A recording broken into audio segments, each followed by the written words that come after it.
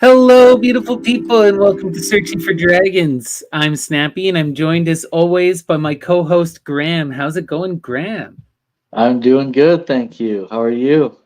Amazing, amazing. And we're Searching for Dragons, the show where we look for incredible artists across history and across various mediums who explore magic in their lives and artistic creations. Today, we're going to talk about this gentleman right here, Mr. Aldous Huxley. So, Grant, what do you know about Aldous Huxley? Are you familiar with Aldous at all? I am more familiar with his work than his life, I would say. I know that he is very well respected for, across many intellectual and philosophical fields and literary fields. Very important for proposing bridges between Eastern and Western sort of thought. Um, he's written Brave New World, which is the text that most people are familiar with, which is his dystopian novel. But at the end of his life, he wrote a counter to it called Island, which I'd like to talk about on the channel at some point. And I'm also familiar with them because of a text that I'll be presenting at some point, which is The Doors of Perception.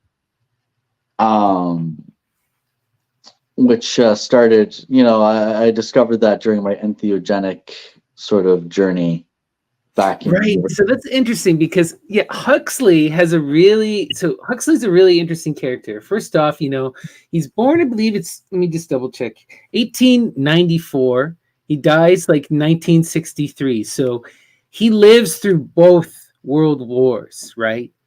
He gets to see some of the greatest transitions in human history. And he is one of the leading intellectual minds of the English world, right? An English philosophical thinker, writer, author, poet, you name it. And like you said, what's so incredible about him is this bridging of the Eastern and Western. Like, he was a member of the Vedantist Society. He was good friends with Jiddu Krishnamurti, who we will do a whole episode on Krishnamurti at some point.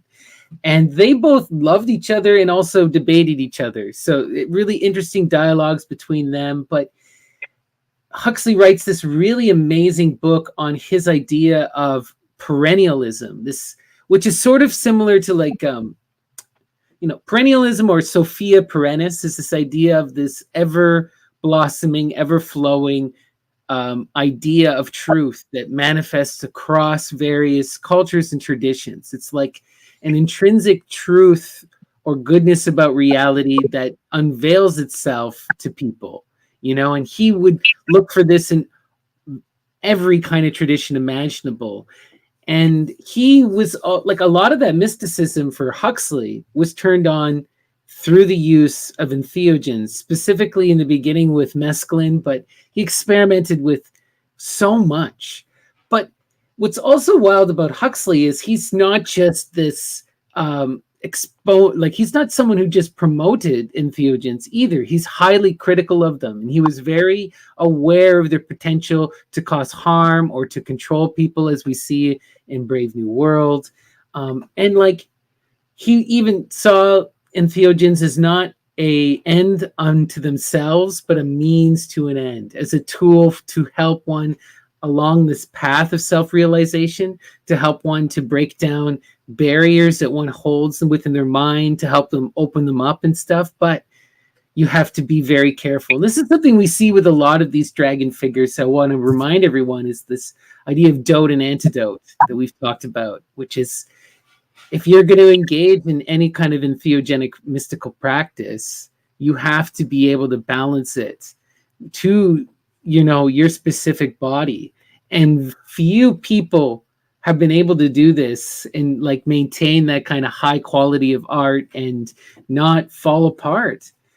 Huxley appears to be one of these people, a true psychonaut who maintained balance and insight, so just a wild figure. So sorry to write so much there, but That's what I okay. also want to ask you is, talk a bit about, we were talking before the stream about how you discovered Huxley. Like what first introduced you to him? So I have my parents to thank for that. They were very well read in all sorts of genres of literature, and they had this copy of Brave New World, and I always was intrigued by the title and the artwork, and I started reading when I was quite young, so I, I would say I was around maybe 12 years old when I first read Brave New World. So some of it obviously would have went a bit over my head. Some of it resonated with me at different stages in my life. I've read it several times since then, and with each read, different passages resonate with you differently, right? Depending on what stage in your life you're at, which is what I love. Right.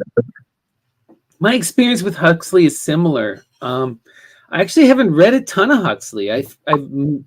For his novels, I've only read A Brave New World, and I hope to correct that as we go, with this. But like, for me, I discovered him through my parents, but through a ridiculous movie, Woody Allen's Sleeper, which is a parody of A Brave New World.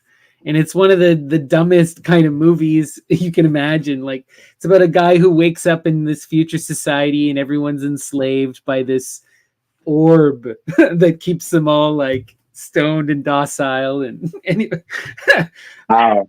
that whole idea just intrigued me so much. And I remember the same time I got into George Orwell, and I wound up reading 1984 in A Brave New World at the same time, right around, about 16. And these were very hugely impactful works on my young mind at the time. And I remember debating with my friends. We would be like, which dystopia would be worse? Which one is more likely to happen? And honestly, we always wound up siding with the Brave New World, because Brave New World, it's the carrot is always better than the stick.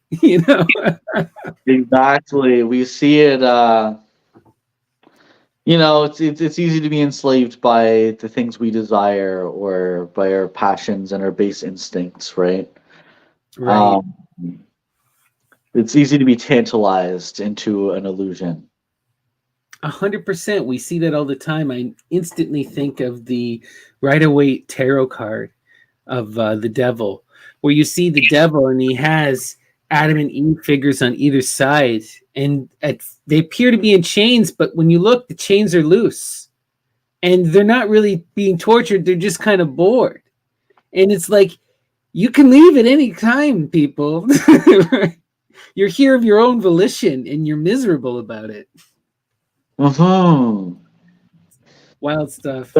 Yeah, other than Brave New World, I've read another dystopian novel of his, Eighteenth Essence, which is pretty wild, to say the least. And I've read The Doors of Perception and its associated essay, Heaven and Hell. And outside of that, and his first collection of poetry, his first collection of short stories, rather, Limbo. That's really my extent of what I've read by Huxley, which is not very much, given that he's published like 50 or something novels and essays and articles, and poems. So it's like pretty wild. He's one of these authors, I think, that I know I personally have taken for granted, right? I just saw him as the Brave New World guy. And then, I read those in my youth. It was a part of this dystopian thing I was into. And then I was no longer into it, Yeah. But like, so much more. It's kind of wild. So the reason why we're having this discussion, right? It's one of my favorite things to do, showing you how much of a poetry nerd I am, is I love to go to this website, publicdomainpoetry.com. I go there like every day, whenever I'm bored, and I'm on my phone, and I would just click the random button, and I would just flip through random poems until one would strike out at me. And then one day, Aldous Huxley's name was there, and it was for the poem Revelation that we're going to read later on tonight. And I was just like jaw dropped. I was just like, holy crap. Like, I'm always looking for people who are invoking magic, who are using mystery language, who are encoding Orphic imagery, and it was all there in a very short, very direct, very beautiful way. And I remember I shared it on the Discord, and then you just went poof, and you're like, "Whoa! Look at this stuff! Look at this book! Look at this thing!" And now we've been talking about him for a couple weeks now, and here we are. Yeah, yeah, it was really interesting way that this discussion sort of sparked. Right? It's always so fun to happen like that, you know. And I'm glad to be re-examining Huxley and going back, and I intend to go back and dig in. You know, I love reading, and he's clearly one of the giants and one of the greats. So let's get into some poems. What do you think, Graham? Sure. Let's do it. So what I did is I went through and I selected a bunch of my favorite of his poetry. He doesn't have a ton of poetry, but what he does have is it's incredible, you know. And you'll see you'll often get his satire that he's known for in his short stories and his novels, like that biting edge, but not always. You'll see different sides to him here as well. It's interesting. So this is called A Little Memory. White in the moonlight, wet with dew, we have known the languor of being two. We have been weary as children are when over them radiant a stooping star bends their good night, kissed and smiled. Each was mother, each was child. Child from your forehead, I kissed the hair gently, ah, gently, and you were mistress and mother. When on your breast I lay so softly and could rest. That's a beautiful, beautiful little moment to be recalling. Right? A beautiful little memory. But I want to also just point out there's a lot of clear magical illusions in this, okay? We have known the languor of being two. White in the moonlight, wet with the dew. I think he's referring to the twins, Artemis and Apollo, the light of the moon and the light of the sun, twins in Greco-Roman idea. And this idea of the twinning also, where we were one and then becoming two, the unfolding of creation, right? Over them a stooping star, right? The falling and the relating, coming down of the stars. This is classic magical imagery. But the one I really wanted to point out, where it was child from your forehead, who burst forth from her father's forehead? Athena, right? She's her father transformed by reason, you know? Mistress and mother went on your breast so safely and could rest. This mistress and mother thing is something you see a lot with the goddess, right? Mother and whore. This idea of Cybele in Dionysus, you know, where there's like, or in Attis, where there's both this mother relationship and this lover relationship. Anyway, really interesting. Lots of good imagery for such a short little poem, you know? And you can read it in multiple ways, even if you just take it at face value. It's just as beautiful. Absolutely. There's many layers to it to enjoy. Right. Why don't you give this one a read? This one's really fun. Sure. Crapulous impression. Oh, sorry about that. Just better. Still life, the highlights shine, hard and sharp on the bottles, the wines, strands firmly solid in the glasses, smooth yellow ice through which there passes the lamp's bright pencil of downstruck light. The fruits metallically gleam, globy in their heaped up bowl, and there are faces against the night of the outer room, faces that seem part of the still life. They've lost their soul. And amongst these frozen faces, you smiled, surprised, surprisingly, like a child. And out of the frozen welter of sound, your voice came quietly, quietly. What about God, you said? I have found much to be said for totality. All I take it is God. God's all. This bottle, for instance, I recall dimly that you took God by the neck, God in the bottle, and pushed him across. But I, without a moment's loss, moved God in the salt in front and shouted, check. Like So, a game of chess at the end there. It's quite funny. right? He always has these little bits of wit and satire, even when he's trying to say something like this. Is what I like. I wanted to include this poem because you have this mystical illusions, this mystical imagery, but he does it in a very serious way, and then also kind of a lighthearted, funny way near the end. You know, like you have this reflection upon the image of a still life, and how this to me, he's evoking Buddhist philosophy.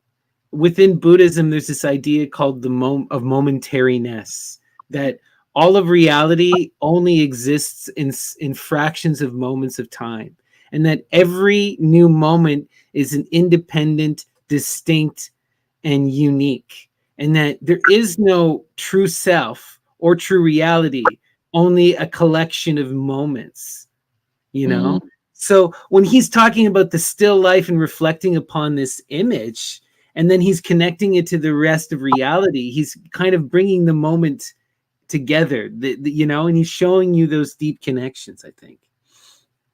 I love that. And just the way it's presented, you can picture this as being like a friendly banter between some people having a discussion in like a diner or something, right? Or a bar. It's very, Right. I love it. And just the way he Sorry, go ahead. connected, I've found much to be said for totality. You know, I think that's a great line. It is such a great line, and it's also, this is something that's so fun to me because, you know, I studied a lot of this philosophy like in university, right? And people would always come up to me and be like, okay, so explain to me Vedanta, explain to me Brahman, explain to me this kind of thing. So I'd have these questions. How do you talk about the oneness, the totality of being, right? You can say things like you hold up something and you describe it, you know, the right, that's God. And then people look at you like you're crazy. I always think I always remember I had this incredible professor named Dr. Richard Mann. And the way he first described Brahman to me was into the class was, imagine that all that existed in the universe was this jacket. He holds up his coat. Okay. If there's nothing but jacket, how do you talk about jacket?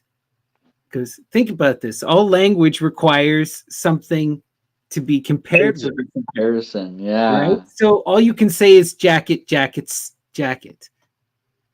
Right? So it's like, what do you do? What do you do? And this is an essential thing in a lot of this Indian philosophy, because like you get two extremes, right? You have on one hand, you have the Shaivite school of what's his name? Anyway, you get this idea of the universe is this and that on one hand, from some Indian philosophers, it's this and it's that. But then you get this other version, which was promulgated by probably the most famous Indian philosopher, which is Adi Shankari Acharya, who said neti neti, that God, the universe, it's not this, not that, that you can't ascribe anything, even though all of reality is God, you can't say anything is God, because to say that would be to limit it, and then it would make it less than what it was. And that's why this is all an illusion. See, so it's like, how do you even have these conversations with your friends?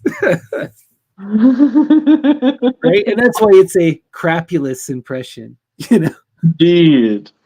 Indeed. That brings to mind a line from this wonderful movie, Leaves of Grass.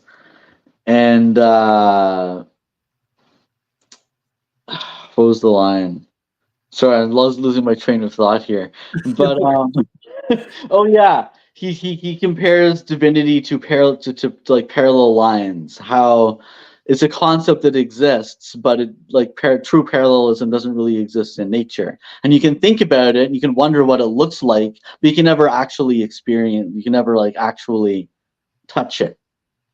or like experience it. I just thought that was an interesting concept. It made me think of not this, not this, not this. Right. It made me think a little bit of that in a way. Oh man, metaphysics gets so funny. All of these kind of things. And one of my favorites, one of the ones that's just, it's kind of mind blowing to think about in hindsight because of how silly on one hand it is, and how this is like one of the most influential philosophical arguments of all time. But there's a famous Christian mystic named Saint Anselm, and Saint Anselm came up with this idea that the mere fact that you can imagine something absolutely perfect means that it must exist. And then there's all these debates, like some person comes up and goes, but I can imagine a perfected island. So does the perfect island therefore exist? And Anselm's like, no, when I say perfection, only God can be perfect, and it has to be this thing beyond reality that can't be experienced. And he goes, and then people are responding to him saying, sounds like it doesn't exist. It's pretty funny. But yeah, right? I love it. I love metaphysical debates because there is no real answer, right? We're not going to know until we've passed on into the next phase of existence, right? Right. No, it's fun to speculate, but that's what it is, right? Or you always hear this term, philosophical masturbation, right? Anyway, let's continue. That was fun. Sure. So this is a cute one. This is some more satire. Complaint of a poet Mankey. We judge by appearance merely. If I can't think strangely, I can at least look queerly. So I grew the hair so long on my head that my mother wouldn't know me. Till a woman in a nightclub said as I was passing by, hello, here comes Salome.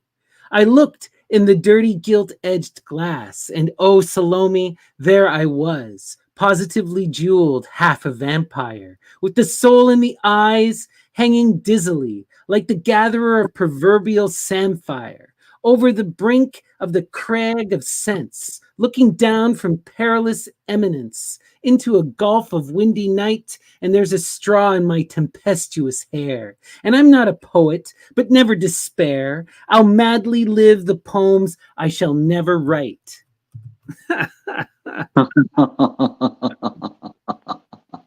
I'll madly live the poems I shall never write. What a line.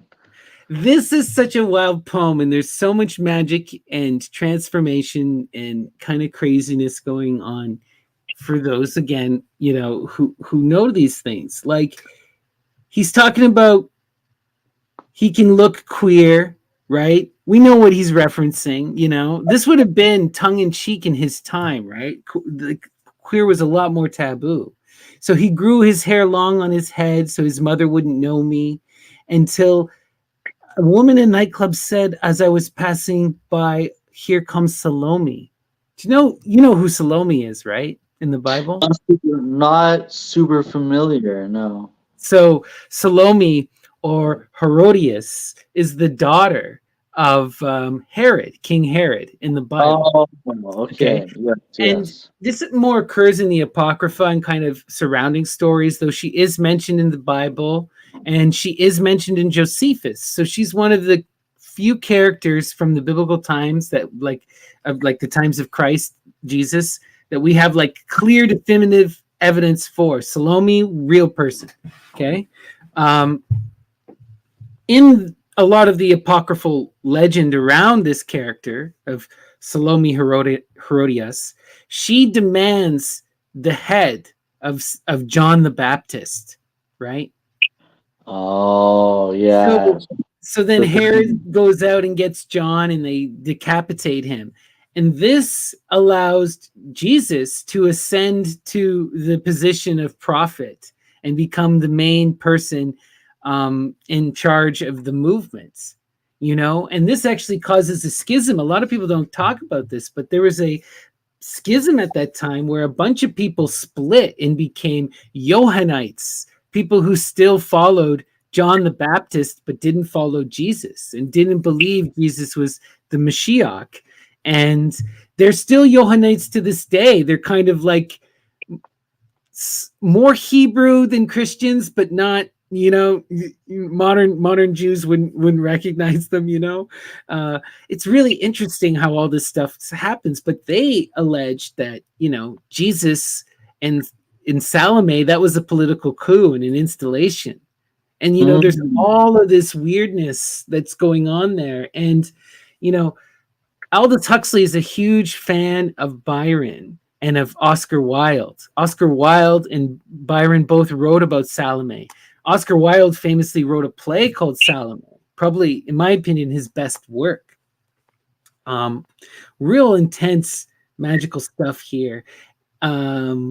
Salome in Oscar Wilde's work really appears like this Dianic goddess figure, drawing down the moon, demanding a sacrifice, seeing the head of John the Baptist on a plate.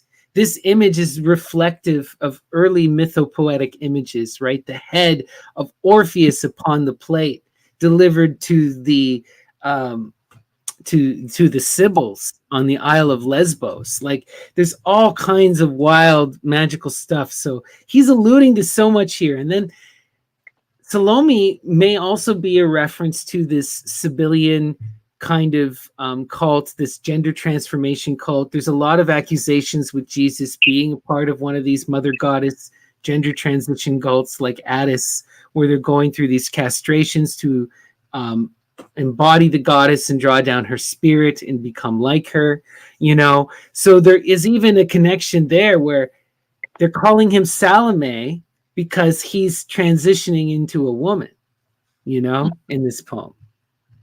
And then he's in this half like a vampire, right? Salome, again, she's representing of that whore mother, that ancient goddess that is so feared by the monotheists that is become erased from a lot of that ancient history, right? So he's alluding to this earlier tradition that's been vilified within a lot of our modern religious traditions, Anyway, just wild stuff. And yeah, I love it. Transformed into this goddess of lust and power, and he goes, I'm not a poet, but never, I'll live the poems I madly write. So it's kind of like he's saying he's going to transform himself through the power of the goddess, embody her and become that, force of lust and love. It also reminds me of I'm not going to invoke the muse. I'm going to embody the muse. It's not like channeling. It's like becoming. So we just had one question here. So Kari, Salome Herodias was the daughter of King Herod. So she was the princess. That's why in the, again, this is legendary stories, but within the legend, that's why she could command the head of John the Baptist, because she's the princess. So, all right. Let's keep going. Would you like to read this one? Sure. It's just a short one. Okay. Vision. I had been sitting alone with books till doubt was a black disease, when I heard the cheerful shout of rooks in the bare prophetic trees.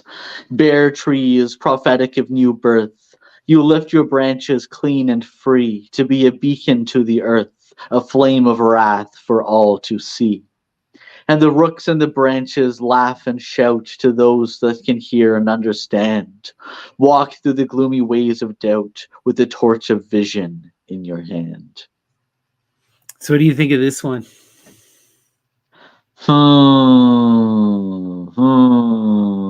There's a lot to unpack.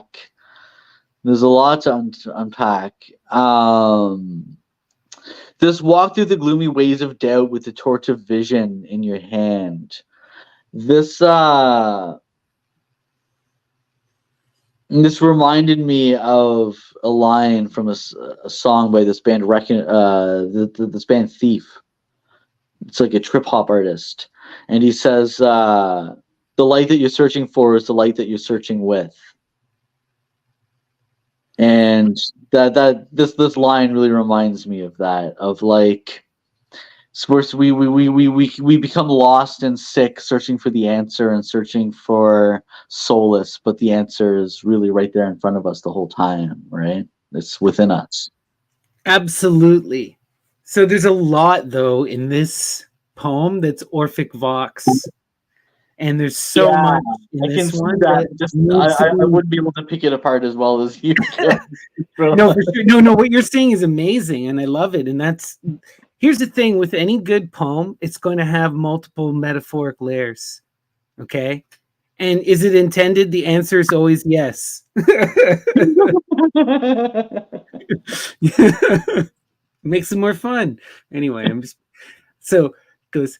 Look at the beginning here. I had been sitting alone with books till doubt was a black disease. When I heard the cheerful shout of rooks in the bare prophetic trees. Okay, rooks and trees. This is Dionysus and Cybele. Cybele is the queen of heaven who wears the castle turret in her hair as her crown. She has a rook. Dionysus is the god of the trees. Dionysus, lord of the trees. They always working together because Dionysus shows you the way to ascend the mountain and be placed upon the stars. Cybele is the mountain and is the stars. You know, it's like this, all of this kind of stuff going on here. So he, through his books and through his doubt, came into contact with the rook and with the tree, with the goddess and her servitor, you know, her savior, her son, Dionysus. Bare trees, prophetic of new birth, you lift your branches clean and free to the beacon of the earth, a flame of wrath for all to see.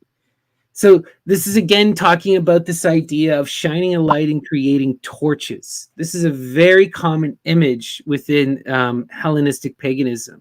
You know, you always want to become a torch. Prometheus gives us the gift of fire.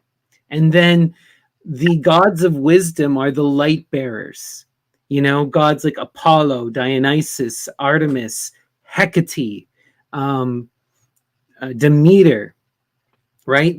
The Artemis. These are the ones who come and they kind of reveal to people and they show them the truth. So really powerful stuff here. So when he goes in the final line, and the rooks and the branches laugh and shout. Okay, this should tell you this: the branches laugh. That's Dionysus, right? The leaves, the entheogens, the drugs. He's the god of laughter. The shout of the rooks. The goddess, the mother goddess, is often embattled. She's the defender of the city, on her throne in her chariot of lions, ready to go to war, right? You know, to those that can hear and understand, for those with ears to hear. Exactly. Walk through the gloomy ways of doubt. Just keep, and this is the thing, he's reiterating very common Orphic understanding. One of the most common magical phrases that you will hear repeated by great magicians across history and time over and over and over again, which is push forward, take a leap into creation, do not doubt, persist in the creation, walk into the shadows, right? Be that light and shine a light, you know, with the vision in your hand, project your will and your vision into the future. This is one of the most clear magical poems I've seen in terms of like the Orphic Vox and stuff. Yeah, it's all there. Right? Anyway, I loved it. And yeah, so I when we see poems like this, I was like, I have to talk about Huxley. I didn't realize like how on the nose he could be with this, and like I should have neither until you showed me philosophy and all this stuff. I should have known, but you know. Yeah, until you showed me some of his poems a couple weeks ago, I didn't realize that he had all this imagery in his work. You know, like in hindsight, looking back at some of it, I see it, but I didn't see it at the time when I first absorbed it. You know. Well, this is one of those things with the magical stuff in general. Like, a bunch of us have been reading this book called The Red Goddess, and a good friend of mine, Fish, sent a quote from that book. And in the book, the author, Peter Gray, is talking about how when you start to do this kind of magic and you start to look for that goddess, you know, that mother whore, all of a sudden it appears everywhere. Things that you thought were mundane are no longer mundane. People who you thought were silly are no longer silly. You know what I mean? It's like, It's so true. it's one of these things, right? Like, that's why they always say, to those that can hear and understand. It's like, I don't know how to explain it to people who never get into this stuff. It makes people who are into it seem like crazy people, because you see it all playing out, and it's like, how do you get someone else to notice? It's almost an organic, like, it's the muse. That's how I feel it. That's how I experience it. And I know a lot of people say that's a cop out, but anyway. I think that there's certain phases in each of our lives, and sometimes we have to go through certain processes to change how we perceive things, right? And sometimes for the worst, sometimes for the better. Exactly. But you can't force someone to see a pattern. You have to realize a pattern yourself, and then that's part of the magic. Is like, oh, for sure, right? You know, and like I always say, I'm deeply influenced by a lot of Indian philosophy. I don't always agree and ascribe to it, but their idea, like, I don't ascribe specifically to the idea of Dharma, but a lot of that philosophy of Dharma has impacted how I perceive reality. And what I mean by this is that I really do believe that there is a natural way to the world, a flow to the world. And there is a way in which each of us is meant to interact in flow, how to harmonize, right? Someone like Crowley would call that the true will, right? For a different kind of way. In my mind, philosophically, these terms are so similar. I know they have very different baggages and context, but at their root is the same idea of learning to harmonize with the natural reality and find your path. Learn the lessons you're meant to learn and evolve along in this carnation until the final one. You know, it's that life is this experiential machine of unfolding and learning. And you experience what you need to experience. And some of us are on different paths and different places. You know, doesn't mean that any experience is less valid or less important. Just means it's not meant for you. You know what I mean? It's meant for someone else. This is something too, like, I love to, you got to teach this to children, especially with the internet, you know, like, just because you don't like something or you don't understand something doesn't mean it's evil. Just maybe it's not for you. Just leave those people alone. Go do your own thing. You know? Exactly. There's a really good Artaud quote. Of course, I'm going to bust out an Artaud quote, which is that, to paraphrase it, who does not see that all these esotericisms are saying the same thing, that we need to reconcile ourselves with nature and with life. And you know, Huxley would 10,000% agree. He wrote a whole book on it about the perennialist philosophy. So love it. So this is called Book and Thoughts, another short one. Okay. Old ghosts that death forgot to ferry across the lethe of the years. These are my friends, and at their tears I weep with their mirth and merry. On a high tower, whose battlements give me all heaven at a glance, I lie long summer nights in trance, drowsed by the murmurs and the scents that rise from earth, while the sky above me merges its peace with my soul's peace, deep meeting deep. No stir can move me, not break the quiet of my release. In vain the windy sunlight raves at the hush and gloom of polar caves. Beautiful, beautiful. And a ton of more just wild amounts of Orphic imagery. Lethe, Lethe is the river of delusion that you have to cross in Hellenism when you die. You have to pay to cross the river, and a lot of people drink from the river and re-begin their carnation, right? In order to escape the cycle of birth and death, you have to cross the river Lethe, you know? These are my friends in their tears I weep, and with their mirth am merry. The river is the tears in the blood of humanity, in a sense, you know? It is those, it's all of experience, right? To reject Lethe and cross the river is to reject experience, desire, you know? On a high tower whose battlements give me all heaven at a glance. Again, we're getting this image of the Tower of Babylon, of the city of Babylon, the goddess Cybele as the one enthroned with the tower on her head, you know? And the tower is also this great phallus. The phallus is about attracting that mother whore, about drawing her down to earth. So the Tower of Babel is not so much about ascending the heavens, but bringing the heavens to earth. So he, by rising and climbing this tower, he's striving to meet her, you know? But what's interesting here, though, what gets him, though, is he's drowsed by the murmurs and the scents that rise from the earth, while the sky above me merges its peace with my soul's peace, deep meeting deep, as above, so below. There's this deep spiritual connection. The natural world isn't gone, even though he's drawing the stars in. It's like a meeting with man in the center, deeply alchemical. No stir can move me, not break the quiet of my release. Right? This is again referencing this idea of the absolute nirvana, the ending of experience and breaking the cycles of death. Because nirvana is, the Sanskrit means to extinguish, to blow out the light, to stop the vibration. It's a final ending. So it's this ultimate quietude, right?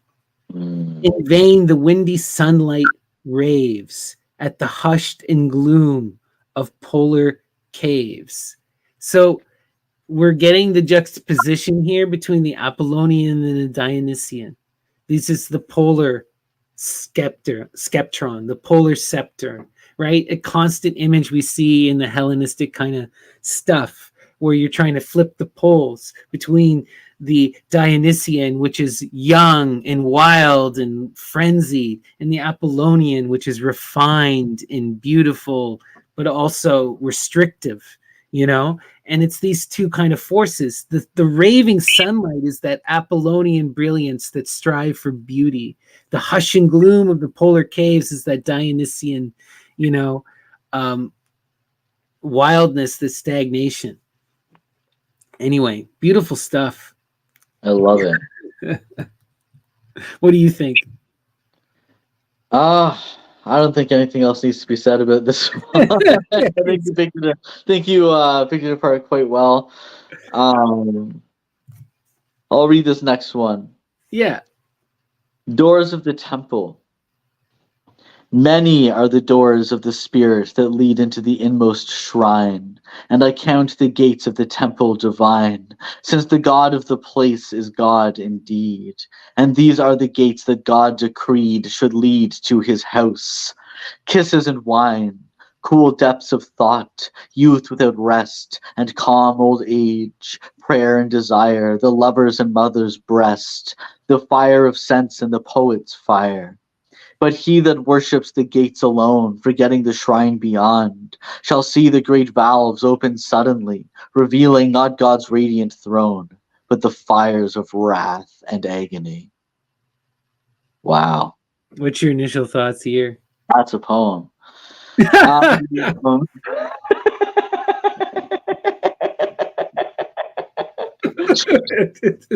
Indeed. You know, it's like I see this as, you know, warning against like what can happen with idolatry, where it's like you start worshiping the aspect of the thing, it becomes the thing itself, and that's what you worship, when really you're losing sight of the grandeur and the greatness of what that thing truly is. It's easy to be lost in an image of something and our interpretation of that image, as opposed to being lost in the beauty of what that thing truly is. There's a key thing he's talking about. He describes them as gates, right? Exactly. It's not that he's against, I do agree with your perception of idols, right? The gates can be described as an idol, or an image. And it's not that he's rejecting images, it's that images need to be passed through. Exactly. When you fixate on the image and see that image as the totality, that's when it becomes exactly right. Each gate is supposed to, teach you a lesson to expand your understanding so that you can then open until you get to the divine at the center, right? And we know that Huxley was a Vedantist. His idea of the one is that Brahman, that unity of totality of being, right? Of everything, Mm-hmm. And I just want to breaking it down. You can really see again a lot of this kind of intense kind of Orphic imagery. Many are the doors of the spirit that lead into the inmost shrine. This is also talking about the reality of all of these different traditions. One of the key things of perennialist philosophy is that these powers, these ideas reveal themselves to people in the same way, but people experience reality based upon culture, based upon a understanding, their individual perspective, their time and place. So then all of these different religions take on the color of the people, of the time, and of the community. It doesn't mean that it's a lie or it's wrong. It means that it's a human interpretation of a divine thing, and that all of us have this ability of connecting to the divine. We just have to be able to understand the human conception of it, and move beyond, right? These human conceptions are gates, right? Well, and I count the gates of the temple divine, since the God of the place is God indeed. And these are the gates that God decreed should lead to his house, kisses and wine. What leads you through the gates?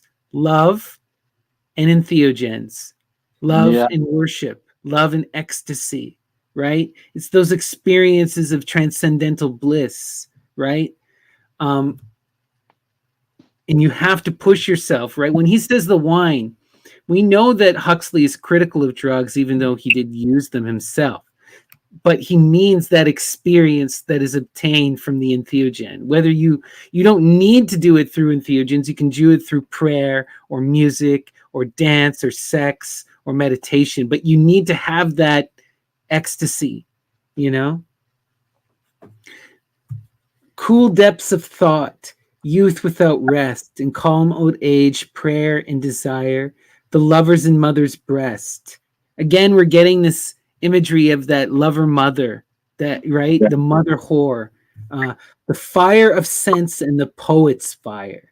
But he right, so the poet spits fire, is a dragon, right? The poet knows the secrets and can reveal the mystery of the mother. He is her beast, right? What does Lady Babylon ride upon? She rides upon the beast, the dragon that spits fire. That's the poet. That's her son, Huxley, right? But he that worships the gates alone, forgetting the shrine beyond, shall see the great valves open subtly, revealing not God's radiant throne, but the fires of wrath and agony. Because exactly like what you said, because you get stuck. You can't move beyond the gates. You're stuck in the material. And the reality of material reality is that it always breaks down. There's still love in the world. I'm not, saying denying that, but you can't deny the suffering either, That you cannot. But such a wild, intense poem, eh? Very intense. I love it. And it really shows you that perennial philosophy, that idea, doesn't matter what tradition you use to get here, but remember, you have to move beyond these cultural trappings and you have to see the totality in the universe, not just in your own perception, not just in your own arts, not just in your, so often you see this with a lot of religious thinking. It's not that I think that, I know so many religious people who are incredible, beautiful people, but if you're limited to one vision alone and you refuse to see outside of that vision, then you're trapped, and it's like you're on the right track, but you're so caught in this moral conundrum that you can't move beyond your own morality. It becomes a gate, Mhm. Well said. Unless you have anything else to say here. No, I think we're good. Let's keep going. All right, so another short one. Darkness. My close-walled soul has never known the innermost darkness, dazzling sight, like the blind point whence the visions spring, in the core of the gazer's chrysolite, the mystic darkness that laps God's throne, in a splendor beyond imagining, so passing bright. But the many twisted darknesses that range the city to and fro, in aimless subtlety, pass and part, and ebb and gluttonously flow. Darkness of lust and avarice, of the crippled body and the crooked heart. These darknesses I know.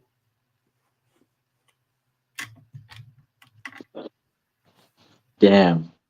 Right? Whoa. This is getting into your territory, Graham, with such brutal heart exposing, Yeah, I was gonna say this is a pretty dark moment to use the word that he says so often here. Yeah. What do you think of it? I just like he opens, right? My closed walled soul has never known that innermost darkness, dazzling sight, like the blind point which visions spring in the core of the gazer's chrysolite. This is a beautiful, crazy, intense image. And I immediately think, okay, I have a Saturnian black mirror, which is a piece of polished obsidian glass, right? And this was a thing that a lot of I would go get it, but I'm not sure where it is. But, people would use these like in ancient Mesoamerica, like the Aztecs. John Dee used one. A lot of magicians across time. Very popular among cults related to Saturn, related to Cybele again. Cybele is a very common image I'm getting with a lot of Huxley. But the idea is you scry into these black mirrors, right? Because they act as a reflective piece of glass, but it's also darkness. So staring into them, you're trying to scry the universe, right? So what I'm seeing here, he's like trying, like I see him gazing into the chrysolite and seeing that pure blackness in the gem and then wondering if that even exists in reality. And trying to perceive it in reality. And I also think, you ever stare at the night when it's and look into a point of the darkness where there are no stars and think about it. Mm-hmm. One of the scariest dreams I ever had. Like I'm pretty good. Every once in a while, I'm able to lucid dream. Got really good at it. And one time I'm lucid dreaming, and then I just said, I'm just going to take off. And I just flew out into outer space. And then my idea was, I'm just going to fly into nothing, into that uttermost blackness where there are no stars and there are no light. And then I was sitting there in the absolute darkness and quietude and had no sense of perception, floating. And it was one of the freakiest things. I'd never do that again. But I get that feeling here, So then he goes, the mystic darkness that laps God's throne in splendor beyond imagining, so passing bright. So again, we're getting this duality, right? So what I'm seeing with a lot of this poem specifically, he's talking about the black sun, the yin and yang, how there is no darkness without light, there is no light without darkness. In death, there is rebirth, right? So God is this invisible thing that cannot be perceived. So in a sense, it is that darkness, but it is this thing of absolute perfection, right? So it is also this blinding, brilliant beauty. It's a paradox, you know? So he continues, right? But the many twisted darknesses that range the city to and fro in aimless subtlety pass in part and ebb and gluttonously flow. In darkness of lust and avarice of the crippled body and the crooked heart. These darknesses I know. What he's talking about, again, is this duality of the being and of the self. And he's seeing within himself. This is very much like, you know, that character of the Rebbe, the alchemical bigendered being that is often black and white on either side. That's the image that's being invoked here, right? It's like this kind of flowing lust and the crippled brokenness, and it's all intrinsic to being and to matter, you know. And he's also saying that there is that beauty there, but how do you get to that beauty, right? I know the darkness. How do I see the light? I know the light is there. How do I get to the other side of the mirror, right? That's what he's striving for. He's trying to perceive that light.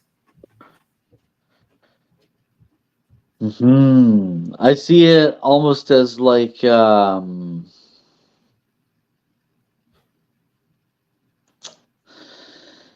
it's almost like he's acknowledging the way I perceived it, which is obviously a bit different. Is that he's reveling, like he's ruminating on.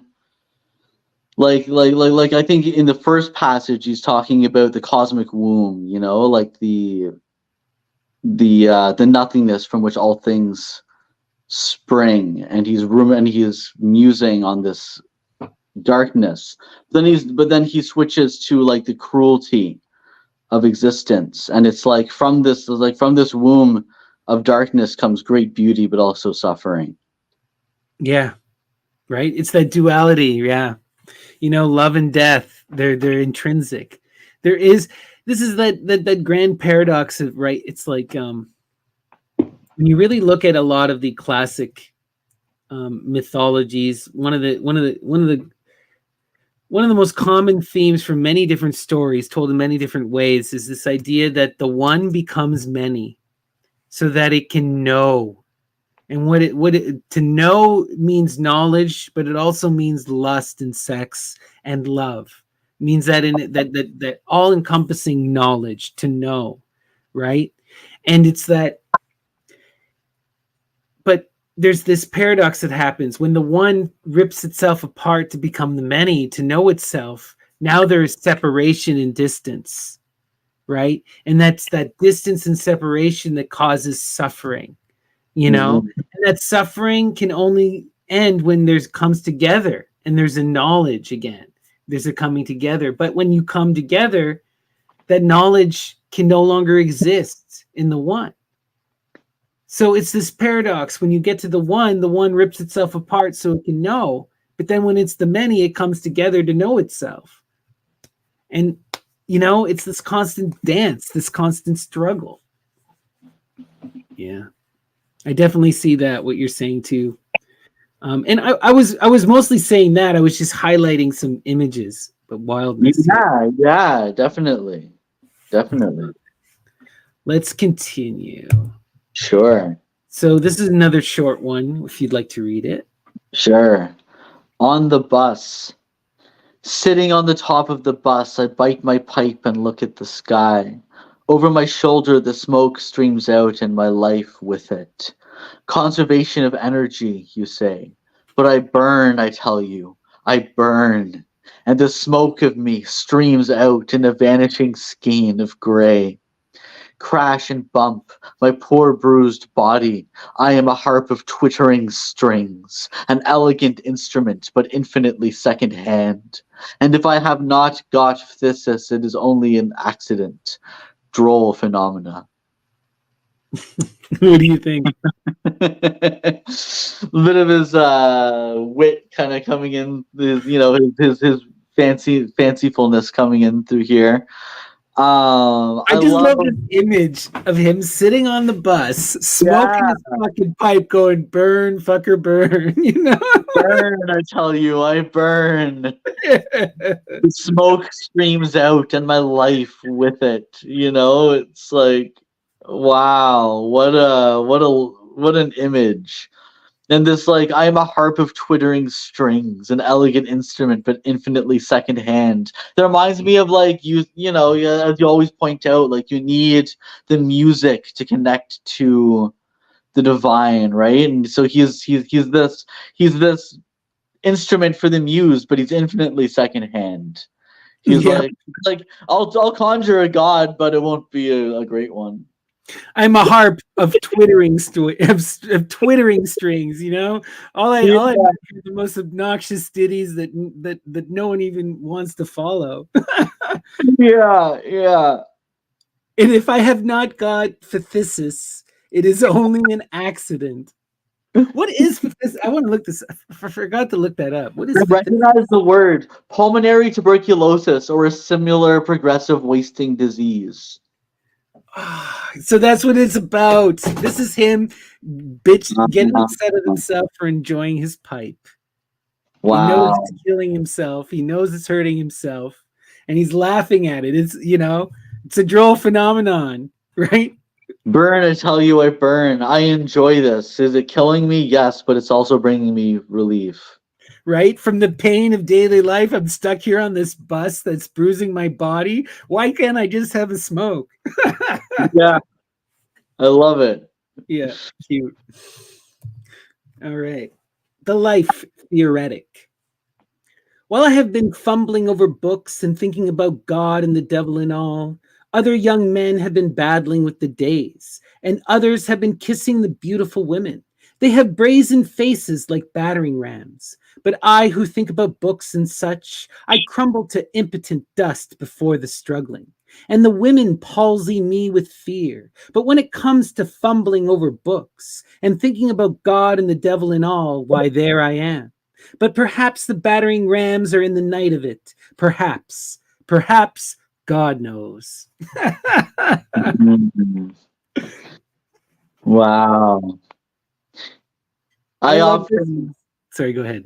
it's easy for us, I think, to look at other people's triumphs and tribulations and feel like ours pale in comparison, and I think he's sort of like such, tongue-in-cheek playing at his own insecurities about this sort of thing, of like, yeah, I'm sitting here talking about, fumbling over books is the way he phrases it. It's not even like it's such like self-deprecating language, and then he glorifies the struggle and the thing of these other people, right, where it's like your fumbling is important too. You got to fumble over the books, just as important as struggling through the days.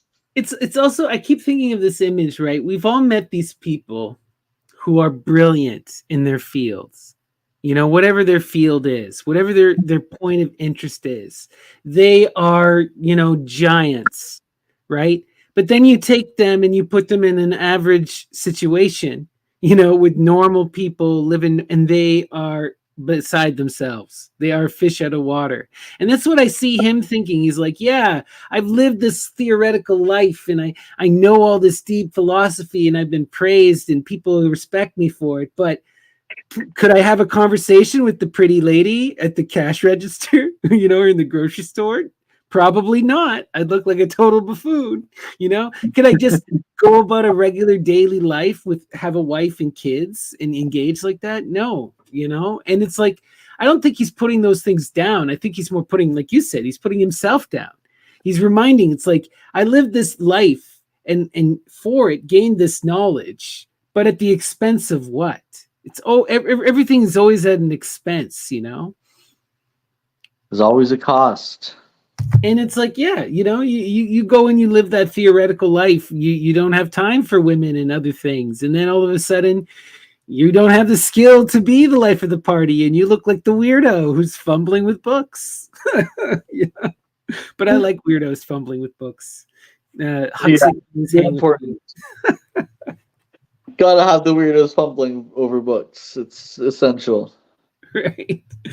So this is a longer one, so I'm just going to read it, and then you can come to the next one. Okay. So this is called Stanzas. Thought is an unseen net wherein our mind is taken and vainly struggles to be free. Words that should lose our spirit but do bind. Net fetters on our hoped for liberty. And actions bear us onward like a stream, past fabulous shores, scarce seen in our swift course. Glorious. And yet its headlong currents seem backwaters of some nobler, purer force.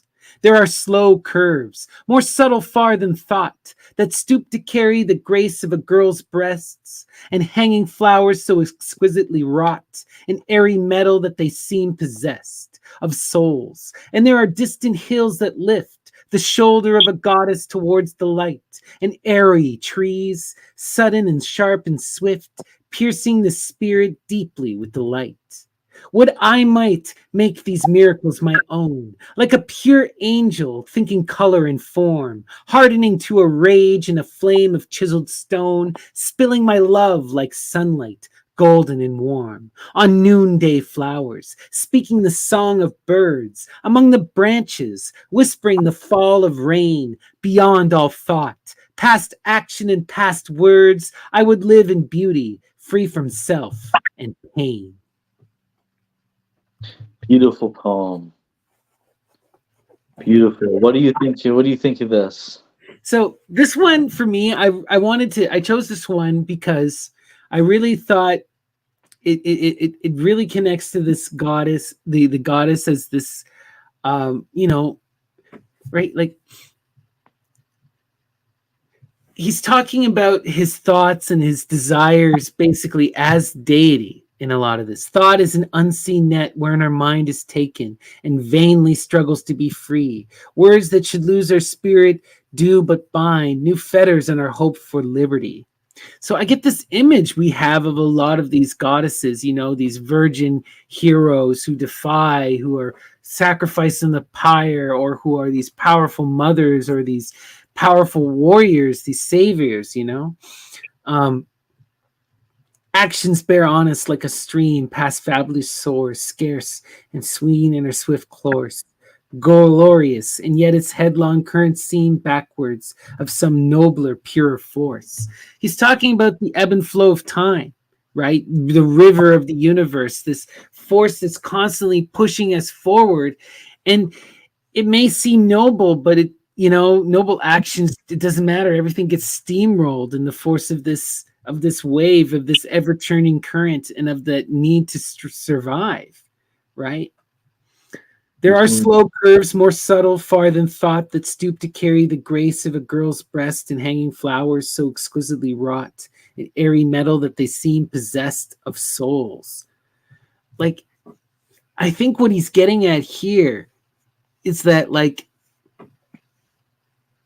time moves, like the universe, it is like this. It is like these graceful things that are like the subtlety of beauty, something that exists in that youthful moment, right? That can't be possessed, that's so exquisitely wrought, right? It's like it's made of a metal, but of an air, It's just beautiful, right? Just beautiful energy. The shoulder of a goddess towards the light, arrowy trees, sudden and sharp and swift, piercing the spirit deeply with delight. Like he's invoking this image of that virgin, the arrowy trees, the sudden, sharp and swift. This is that Artemis energy, that virgin that can't be conquered, right? That virgin of youth, right? And he's talking about that. He's comparing it almost to the youthfulness of real life. Would I might make these miracles my own, like a pure angel, thinking color and form, hardening to a rage in a flame of chiseled stone, spilling my love like sunlight, golden and warm. Like, it's just such beautiful imagery. I would live in beauty, free from self and pain. It's like he really is just kind of going into this. He really wants to perceive and live in this beauty, right? But the problem is the beauty is only this fleeting moment within time, within the ebb and flow. It only exists for a second, and it's that virgin that can't be possessed, that can't be grasped. It can only be perceived. It's something you see in a lot of like Indian philosophy as well. I think of there's this really famous guru, Chaitanya Mahaprabhu, who is the founder of the Gaudiya Vaishnavism, which has become like ISKCON, the modern Hare Krishna movement. Very influential, famous guru. And what he would do is he would go into these moods where he would become possessed by the goddess Radha, who is the gopi lover and bride of Krishna, but their love is never consummated. Krishna has to go off to war, and so he leaves Radha, and so Radha is left in this state as this young girl longing for this love that she's never been able to possess, longing for this beauty that she can only imagine, right? That she only was able to know for about a second, but could never touch, And within the Indian tradition, this was seen, or at least to Chaitanya Mahaprabhu, as the highest form of worship. So he would become this young girl, and he would lust and long for Krishna. And this is what I see here. It's this like longing for that beauty, for that can't be possessed, that, the goddess that he's describing is also like that Krishna, that image of beauty that we can see and that we can imagine, but it's just out of reach. It only exists in but fleeting moments of time, Yeah. Yeah, I can see that. It's a very beautiful way to look at it. Powerful stuff. Do you want to read this one? Sure. Private property. All fly, yet who is the misanthrope? The actual men and things that pass, jostling to wither as the grass so soon. And be it heaven's hope, or poetry's kaleidoscope, or love or wine at feast at mass, each owns a paradise of glass, where never a yearning heliotrope pursues the sun's ascent or slope. For the sun dreams there, and no time is or was. Like fawns embossed in our domain, we look abroad, and our calm eyes mark how the goatish gods of pain revel, and if by grim surprise they break into our paradise, patient we built its beauty up again.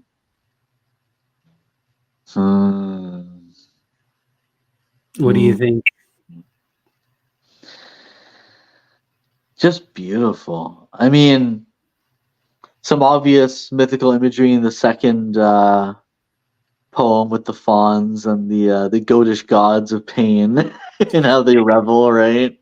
It's another talk about this Apollonian versus the Dionysian again. Exactly. And the Apollonian is always this refinement, this desire to possess beauty, to strive for beauty.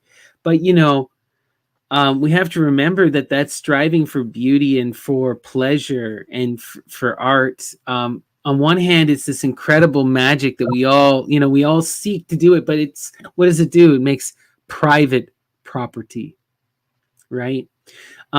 This is something that a lot of people neglect. I remember I was talking with my friend Mandy, and they're really into Greek satire and stuff, and they were talking about how basically there was this one Greek philosopher was saying that the reason why there's so much pain and suffering is because the Greeks have an undying need for sauce. And what he was getting at was that this desire for these fancy foods led to this whole colonial empire, led to this whole going out and attacking your neighbors, right? And you see this across the entirety of human history, this desire for beauty, for pleasure, and for power. It results, on one hand, it creates so much incredible stuff, it creates our entire society. But on the other hand, it also destroys and causes so much war, right? Like, if people didn't need pepper, would there have ever been mass global colonialism? So it's this thing where he's talking about how, like, we strive to perfect these beautiful things, and we know it's all going to fall apart because the goatish gods are going to come and wreck it. That's the cycle. It always goes from Apollonian to Dionysian, yet we do it anyway. We strive anyway. This also makes me think, it's kind of funny. I was having this conversation with some friends about Dune in Frank Herbert versus Isaac Asimov in Foundation. And I think this is a perfect illustration of the Apollonian versus the Dionysian. Asimov is Apollonian. At the end of his story, at the end of this whole Foundation series, the robot Danilov helps humanity evolve into a unitary consciousness that is both one consciousness but also maintains everyone's individuality, called Galaxia. Right? So in my mind, this is the highest form of high art. The goddess is the universe alive as one connection of all living beings, right? This is Apollonian as it gets. Well, someone like Frank Herbert, when he read that, he was so offended. He was like, Galaxia is doomed to fail. If you unite all life into a single being, then all life is doomed to die because you've created a complete stagnant loop. I know Asimov would disagree, but in Herbert's mind, you could never unite everything into a single anything. Everything has to maintain that constant chaos and that constant state and struggle to survive and to forever transform. And it's like, I'm pulled in both directions. I see the necessity of the Dionysian, but I also admire and love and long for the beauty of the Apollonian. It's like, and this is what we're seeing, I think, in this poem, Yeah, it's the internal struggle between these two right? concepts. But that's the thing. We're still going to create our private properties, our sacred groves. We're going to try to isolate things off and make it all perfect and pretty, and then the goats are going to come and knock it down again. And patient, we built his beauty up again. That reminds me of a Kafka quote, which is, to paraphrase it, he talks about these like panthers coming into the temple and knocking over the sacred vessels. And it keeps happening again and again until eventually the panthers knocking over the sacred vessels is incorporated into the ritual. I love that. Oh, wow. Kafka, that's another person we need to talk about. What a wizard. I love it. Yeah. So this is the poem. This is the one. Yeah. This was the poem that inspired this whole little endeavor into Huxley. So I'll read this one. It's called Revelation.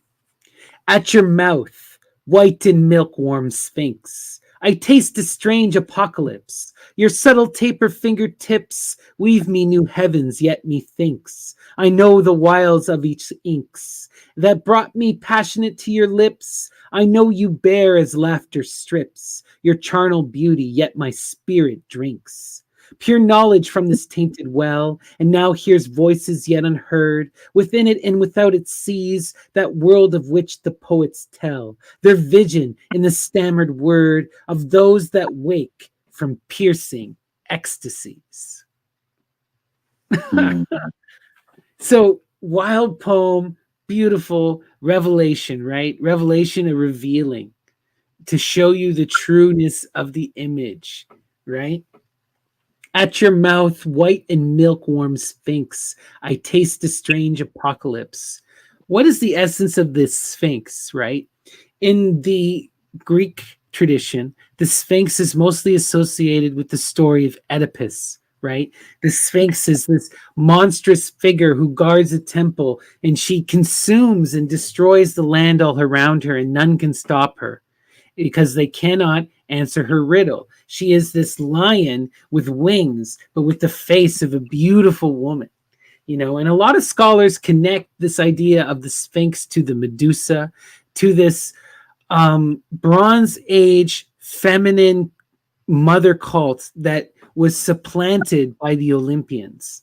And a lot of scholars believe that within that Oedipus story and in the story of the Sphinx, there is remnants of this battle of when Oedipus comes in and he beats the Sphinx's riddle.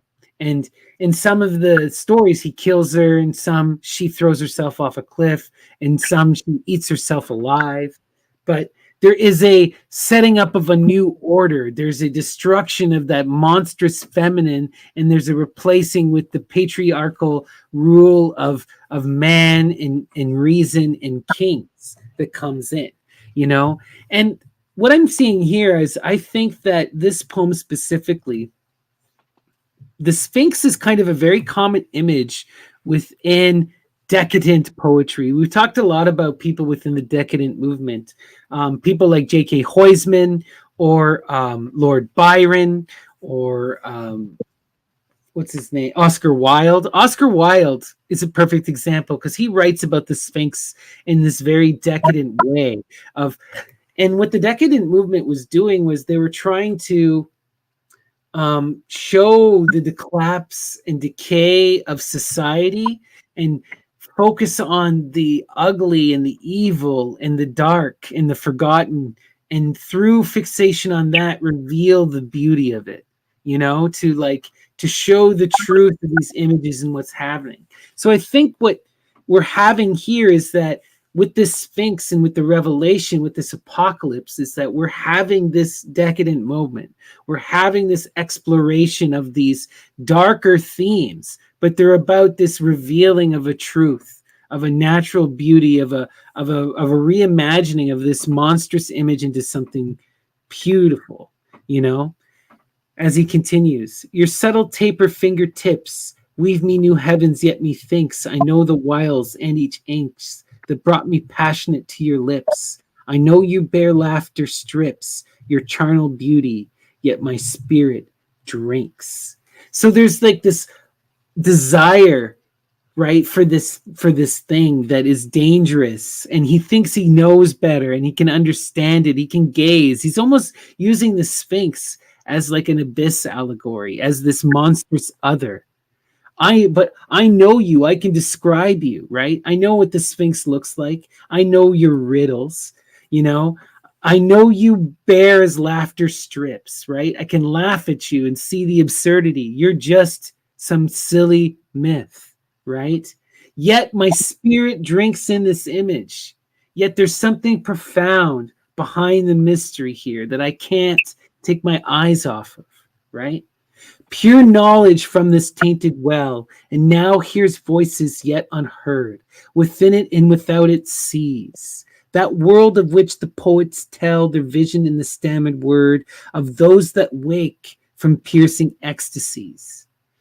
He's saying that through the truth of this image, through seeing the Sphinx for what it is, through unraveling that image and getting to the goddess, that's how you achieve pure knowledge from this tainted well, a well that's been tainted by misconception, right? And by false imagery. The Sphinx was a goddess. And now hears voices yet unheard, right? The Sphinx is speaking again.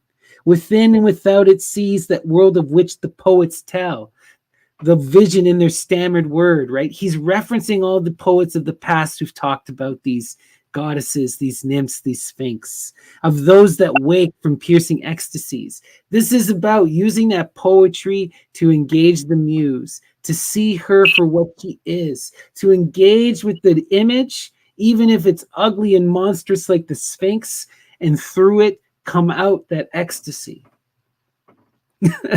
Sorry for the rant. This was a poem that really spoke to me. No, don't be sorry. It's beautiful. I love love hearing you extrapolate all this imagery. So like when I saw this, I had to share it, and it was wild because then you went whoa, and you just started sharing a bunch of Huxley stuff, and now we're here. It sparked a great discussion, this poem here. Right, and there'll be plenty more. So thank you, Definitely. Revelation.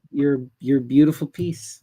Thank you for revealing this side of Huxley to us. Amazing.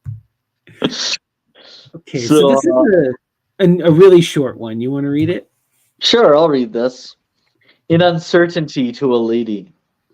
I am not one of those who sip like a quotidian bock, cheap idols from a languid lip prepared to yawn or mock. I wait the indubitable words, the great unconscious cue. Has it been spoken and unheard? Spoken perhaps by you? So the uncertain lady is the muse, and he's talking about this. He's using every $3, $5 word at his disposal. He's mocking people who they fill their poetry with all this kind of aggrandized language, flowery language, but they have nothing. There's nothing to the image, right? If you're just saying colors, you're not describing anything. Yeah, I've encountered many like that on my journeys in life. I feel like there was a point in my life when I tried to do that. Then I was like, why am I putting all these unnecessary words in here? Then I became a bit too simplistic for a while, and then I think I found a nice balance. But it's a journey for each of us. So he's basically saying like most poetry to him is either boring or it's just worthy of mockery. Yeah. And he's like, he waits that indubitable. I love that. I wait the indubitable word, the great unconscious cue. Has it been spoken and unheard?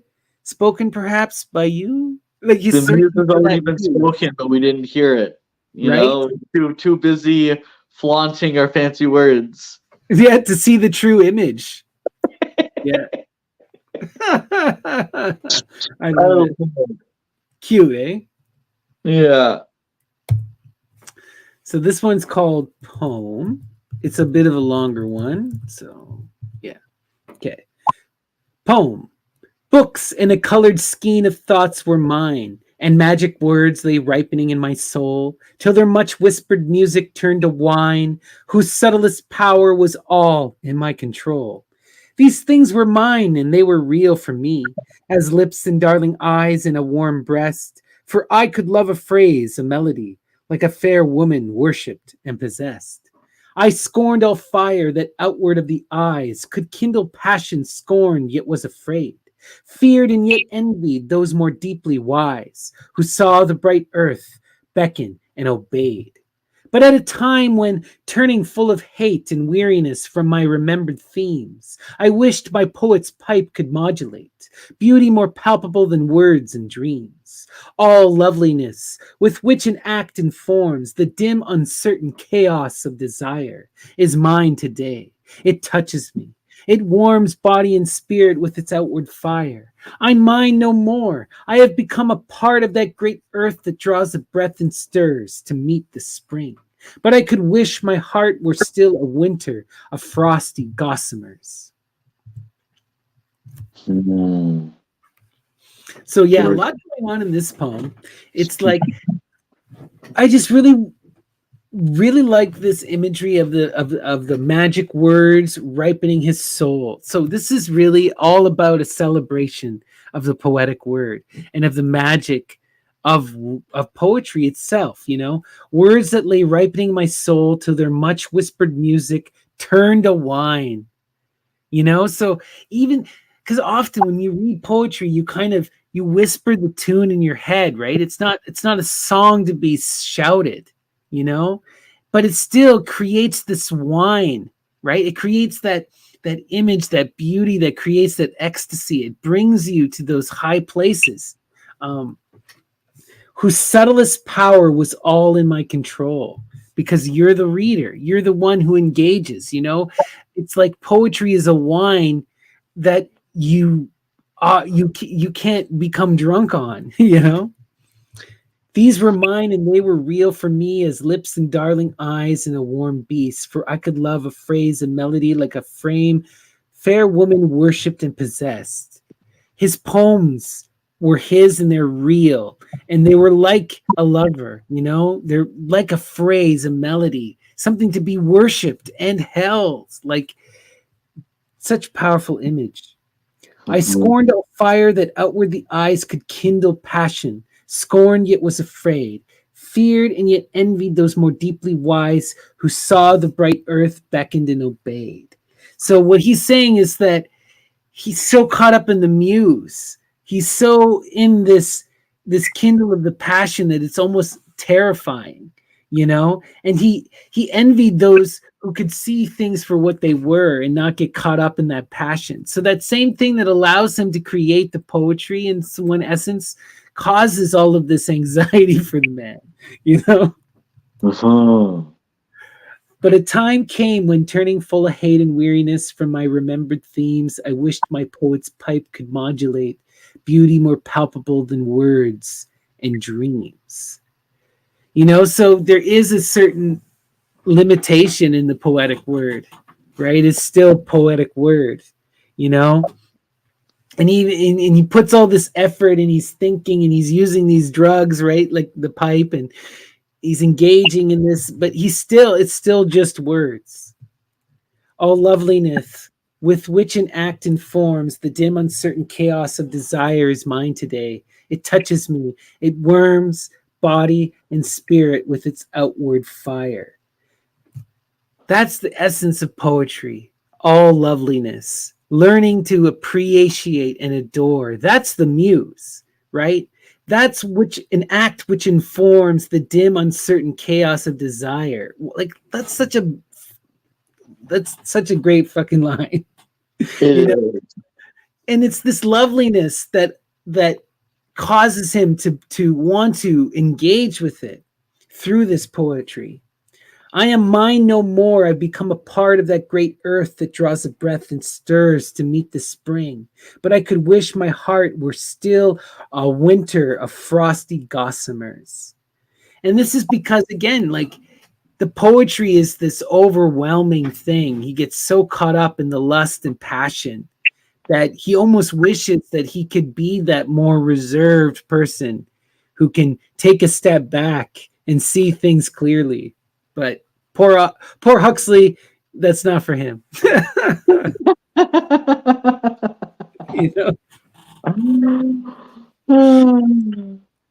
yeah, me. That's a beautiful poem. Beautiful poem. Do you want to read this one? It's two passages. That's fine. I'll read it. Okay. The Decameron? The Decameron. The Decameron.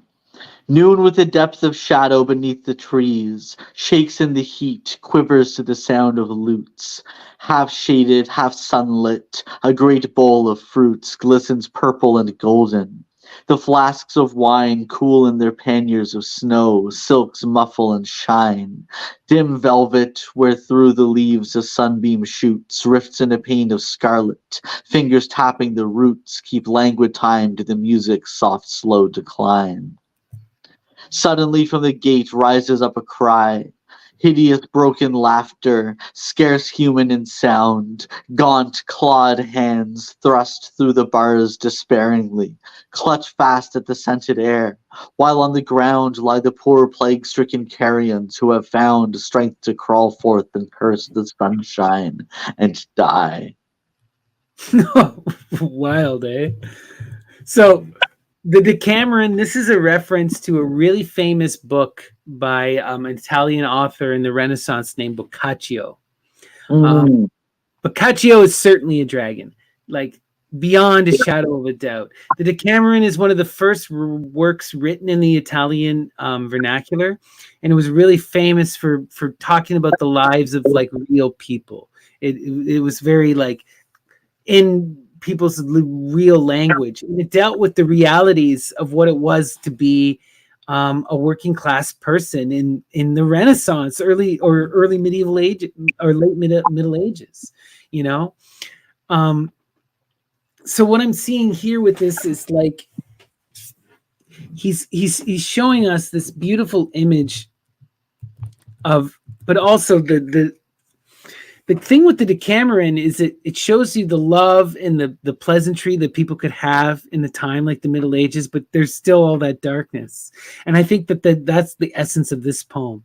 It's showing you that duality, right?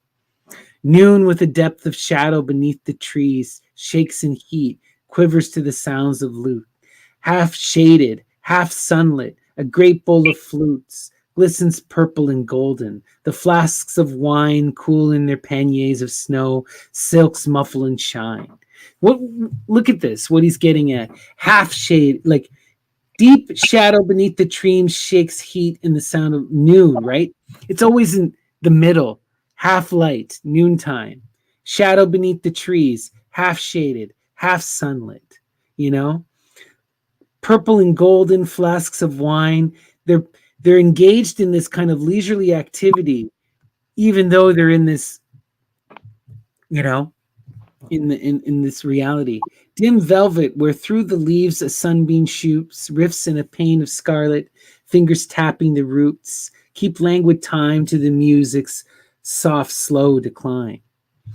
So it's like this beautiful imagery of this peaceful place, but then suddenly from the gate rises up a cry, hideous broken laughter, scarce human in sound. Gaunt clawed hands thrust through the bars despairingly, clutch fast at the scented air, while on the ground lie the poor plague-stricken carrions who have found strength to crawl forth and curse the sunshine and die. It's like, on one hand, you have this beautiful, you know, imagery of the lutes and people feasting and eating on the fruit. And then on the other hand, the gate rises up, and what is just outside the gate? The poor plague-stricken carrion masses. Freaking wild, you know? Yeah, this like this idyllic scenery with this sickness sort of as like an undercurrent under everything, you know. And that really well sums up the Decameron. So yeah, I just thought it was a really intense image. And I wanted to show that because Boccaccio is clearly, in my mind, a dragon, someone who's invoking the same goddess imagery and doing the same kind of magic, but in a very subtle way. So Huxley going to Boccaccio is a clear sign to me, you know? And you know, this is something that we see often in Huxley's work, which is like he sets something up as being like wondrous and idyllic, and then this sort of like sinister undercurrent slowly comes to the surface as his narrative progresses, you know. And it's interesting that he captured that in this poem. Right? So good. So this is another poem I really like. This is one of my favorites of his, Minoan Porcelain.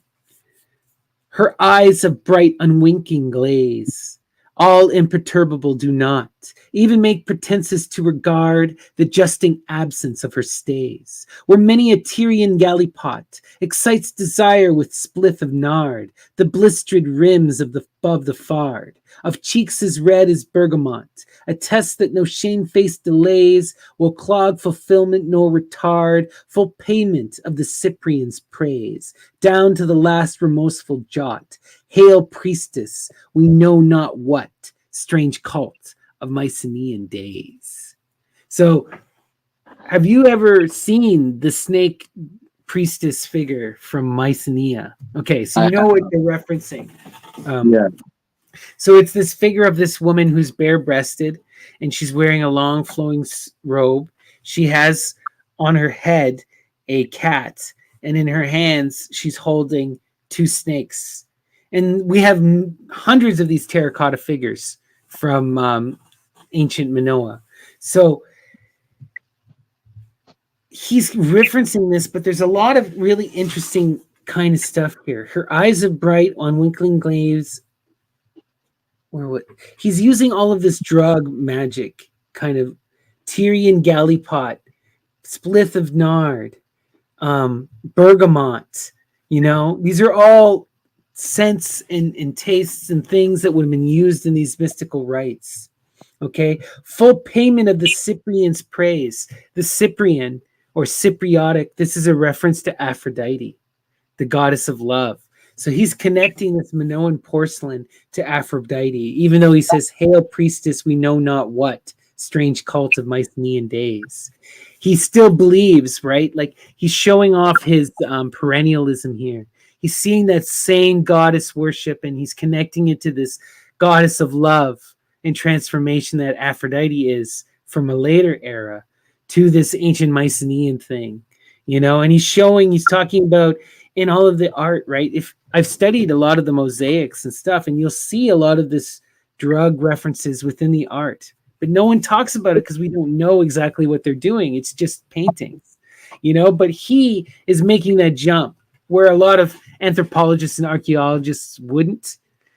Part of his his way as an artist and a poet is he makes that jump. What do you think?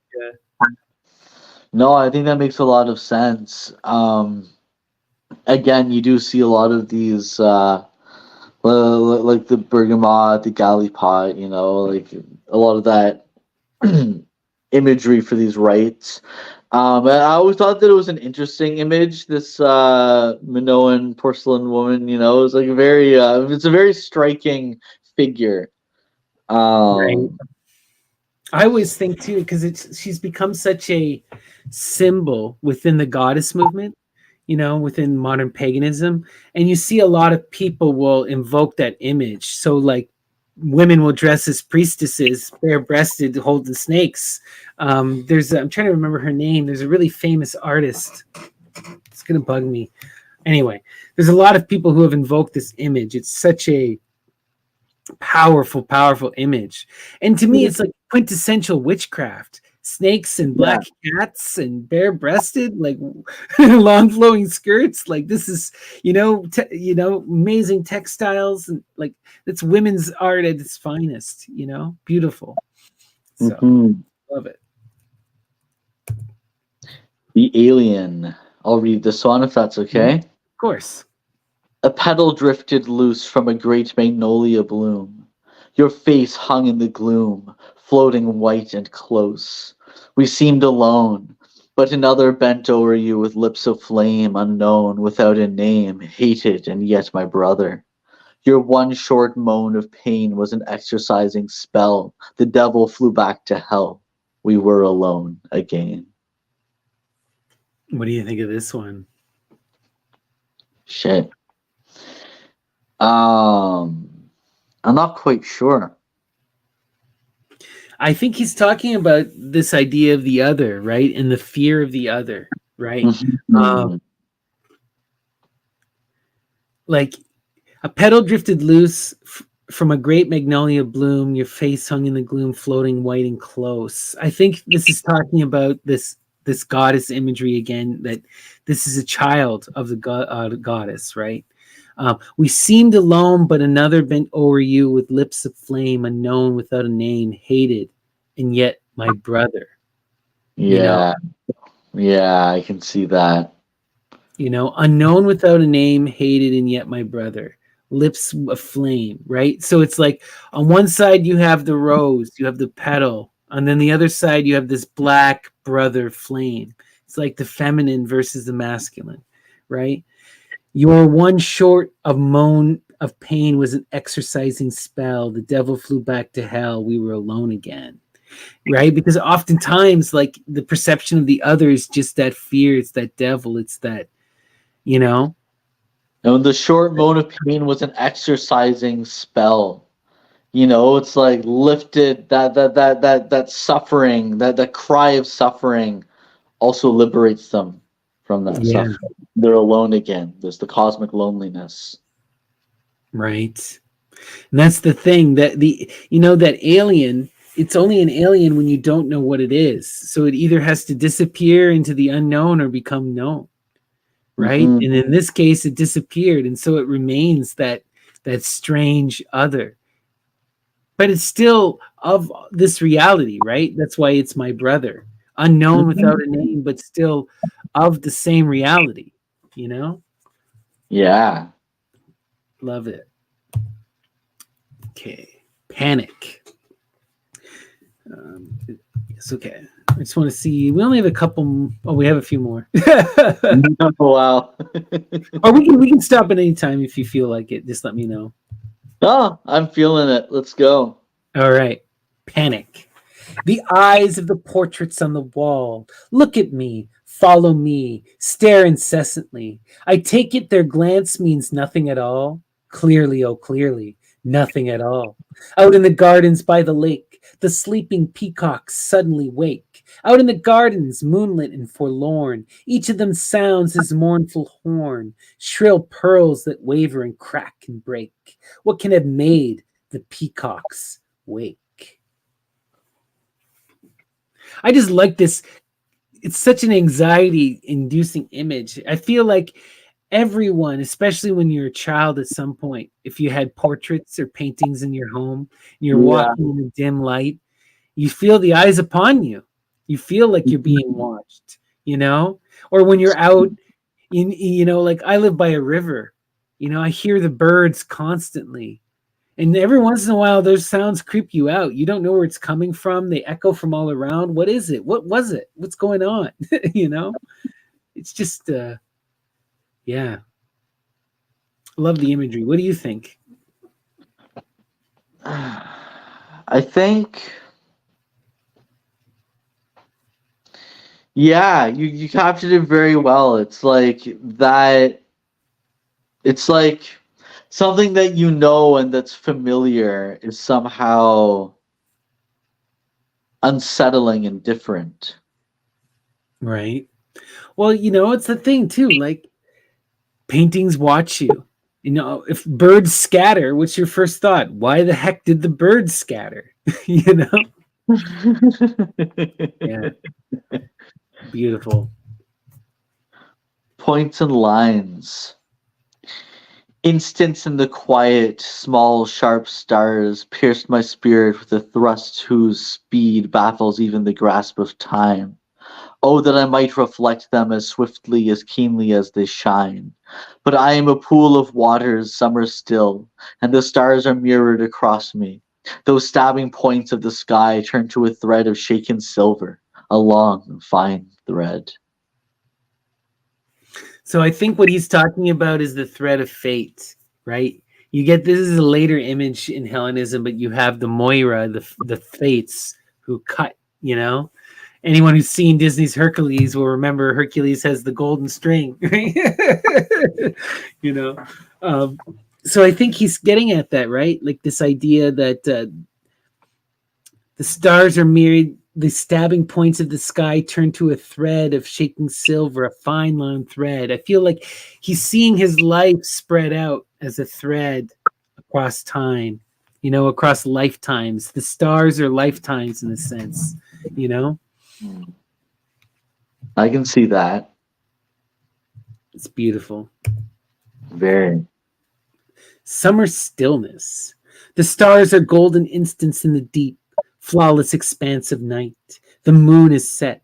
The river sleeps entranced, a smooth, cool sleep, seeming so motionless that I forget the howl booming bridges where it slides, dark with the sad looks that it bears along, towards a sea whose unreturning tides ravish the sighted ships and the sailors' song. Nice. I love that. Right, it's just profound imagery. Again, I love the sea coming up and rashing and crashing the rocks. And a lot of the great poets do that. They look at the natural world and the natural world becomes deified, becomes magical, becomes this profundity. This one really reminded me of like Kawine. Yeah, I can see that. Oh yeah, so this is the last one. It's two passages. Do you want to read it? Yeah, sure. Winter Dream. O wind-swept towers, O endlessly blossoming trees, white clouds and lucid eyes, and pools in the rocks whose unplumbed blue is pregnant, with who knows what of subtlety, and magical curves and limbs, white In a Anadiomene Dianame. and Adiamene and her shallow breasts mother of pearl with light. And oh, the April, April of straight soft hair, falling smooth as the mountain water and brown. The April of little leaves unblinded, of rosy ripples and innocence, and the blue languor of weary eyelids. Across a huge gulf I fling my voice and my desires together. Across a huge gulf. On the other bank crouches April with her hair as smooth and straight and brown as falling waters. O brave curve upwards and outwards. O despair of the downward tilting. Despair still beautiful as a great star one has watched all night, wheeling down under the hills. Silence widens and darkens. Voice and desires have dropped out of sight. I am all alone, dreaming she would come and kiss me. Beautiful, eh? So that word you had trouble with, Yeah. mene, I've is seen it before, but I've never heard anyone say it before. So I was like, oh. oh yeah. I hate that. There's so many words like that that I've never ever heard pronounced, and then the way you formulate them in your head is never how it is. I know. I know. So Anadiomene, Anadiomene.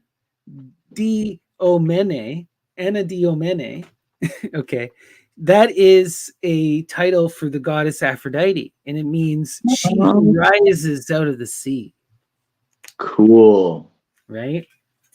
So, right, you have this pools in the rocks whose unplumbed blue is pregnant, right? The magical like he's talking about this, the oceans like it is this loving, beautiful, sexual mother of woman. It's powerful stuff.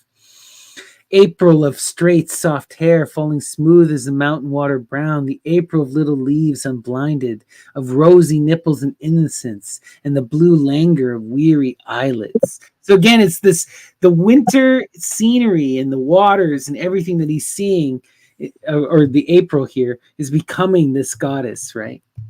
Mm-hmm. Across a huge gulf, I fling my voice and my desires together. On the bank crouches April with her hair smooth and straight and brown as falling waters on brave curd upwards, right? It's just this despair still beautiful. I love that line. Mm-hmm. I am all alone dreaming she would come and kiss me. Again, it's that longing for the goddess, right? Longing and that adoration, that desire, that lust to draw her down that we see constantly. But beautiful imagery. Very beautiful. Very magical. Right? Bringing that goddess Aphrodite of love back in. So those were the poems of Aldous Huxley. What did you think? Wow. A lot of, again, like I was never familiar with his poetry up until when you started sharing some of his work. And I mean, given his education, I guess, and his interests, it makes sense that there would be all this mystery imagery encoded into it, but it's just surprising to see because that's not what people typically associate with Huxley, No, right? You expect psychonaut stuff, you expect Indian stuff. You don't really expect Hellenism, right? I mean, I know there's so much, like especially in my view, there's so much relation between Hinduism and Hellenism, like they're so connected. But a lot of people don't make those connections, especially Mm-hmm. And given his time period of when he grew up, people going to school would have been reading, learning Latin, reading a lot of these classical texts. in school, probably. So it makes sense that he would have at least an introduction to these types of ideas, and that's probably why you see this in a lot of people from that time period, I think. Oh, for sure, for sure. That needs to be Like said. he has like this deeper passion that like just grabs you, you know, and Oh yeah. I read a lot of poetry that tries to be inspired by the muse or to invoke that imagery, and it's not Huxley. You know what I mean? So, right, some people just are able to create in a they can talk to the muse in that magical intimate way, and Huxley certainly could. And yeah, it's just wild because it was someone I'd taken for granted. I had seen him as more of a modern figure. I love a lot of 19th century, 18th century, early modern literature and stuff. And Huxley to me always seemed as a more modernist character.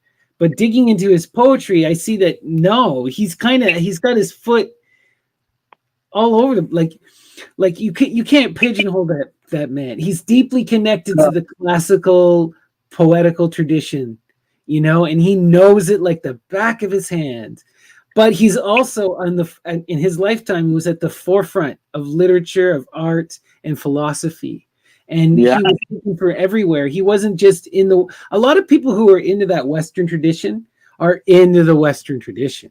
He's very much like like a self-contained think tank, you know? It's Yeah. like he has such a breadth of knowledge of so many different topics, and like even just I'm having trouble dissecting the doors of perception to present for us, just because like he jumps from topic to topic so expertly and with ease, you have to keep being like, okay, wait, one paragraph ago he was talking about neurotransmitters and now he's talking about like